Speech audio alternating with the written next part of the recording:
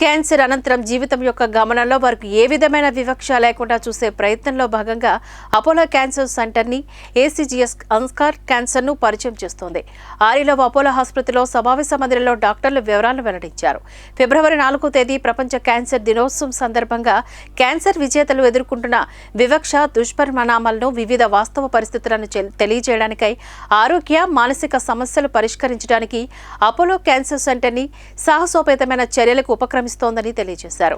Medical hemato oncology senior consultant doctor Rakesh Reddy Boya మాట్లాడారు. ACGS లోని machine ప్రపంచ స్థాయి వైద్య సంరక్షణను అందించడానికై అపోలో సిద్ధంగా ఉన్నట్లు తెలిపారు.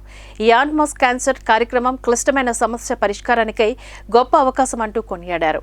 ఈ కార్యక్రమంలో డాక్టర్లు సుమంతాస్, రమేష్, అలమూరి, ఆదిత్య నారాయణ్, జయశ్రీ కూనా, ప్రదీప్, చంద్ర కళ్యాణ్, రామచంద్ర, అరుణ్ కుమార్ తదితరులు పాల్గొన్నారు.